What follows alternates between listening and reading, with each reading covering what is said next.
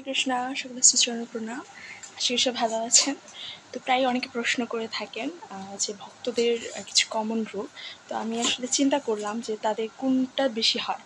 তো মানে আমার আশেপাশে আমি যতটুকু দেখেছি ভক্তদের বা হচ্ছে যারা স্ট্রিক্ট ভেগান তাদের একটা প্রবলেম খুব বেশি হয়, সেটা হচ্ছে যে আপনার মেগালোব্লাস্টিক অ্যানিমিয়া।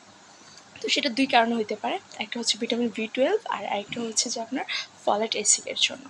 তো ভিটামিন বি 12 ঘাটতিটা একটু বেশি হয়, কারণ হচ্ছে যে ভিটামিন বি 12 যে সোর্স, এটা ডিরেক্ট হচ্ছে শাকসবজিতে তেমন পাওয়া যায় না বললেই চলে। তো আপনি কি কি খাবার খেলে আপনার এই ঘাটতিটা পূরণ হতে পারে। তো সকল হচ্ছে যে স্ট্রিক্ট ভেগান বা হচ্ছে যে প্রসাদভুজি যারা, তাদের উদ্দেশ্যে স্পেশালি, এটা যে অন্যদের হয় না সেটা না, বাট এদের ক্ষেত্রে হচ্ছে যে একটু বেশি দেখা যায়। তো আপনি কীভাবে বুঝবেন যে আপনার এরকম হচ্ছে? তো লক্ষণগুলো এরকম যে আপনার মনে হবে যে একটু ক্লান্তিবোধ, তারপর হাত পা হচ্ছে ঝিনঝিন করা, নিস্তেজ বোধ করা, তারপর মাথা ঘোরানো, মনে হবে যে সব কিছু ভুলে যাচ্ছেন, তারপর শরীরে হচ্ছে যে চামড়া একটু ফ্যাকাশে হয়ে যাবে, তাছাড়াও নানাবিধ সমস্যা দেখা দেয়। তো দ্রুত আপনার কী করণীয়? আপনার হচ্ছে যে আইদার কোনো মেডিসিন ডক্টর অথবা হচ্ছে যে হেমাটোলজিস্ট বা হেমাটোলজি ডিপার্টমেন্টের কাউকে আপনি দেখাতে পারেন ডক্টর।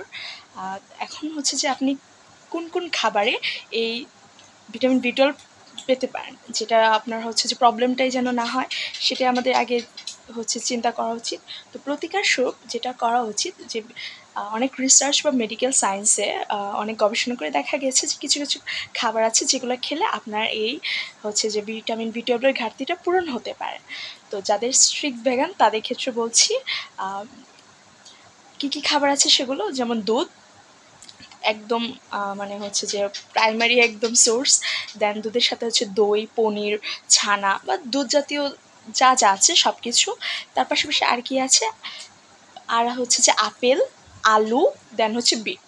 এই তিনটা সবজির মধ্যে প্রচুর পরিমাণে আপনার ভিটামিন বি 12 আছে। তাছাড়া হচ্ছে অ্যালমন্ড বা বিভিন্ন ধরনের বাদাম, সেই বাদামগুলো খেলেও আপনার হচ্ছে ভিটামিন বি 12 ঘাটতি পূরণ হবে। তাই হচ্ছে যারা আমরা প্রসাদ বুঝি তারা হচ্ছে অবশ্যই প্রত্যেক দিন দুধের উপর জোর দিবেন। প্রত্যেক দিন হচ্ছে যে অ্যাটলিস্ট 1 গ্লাস করে হলেও হচ্ছে দুধ পাবেন।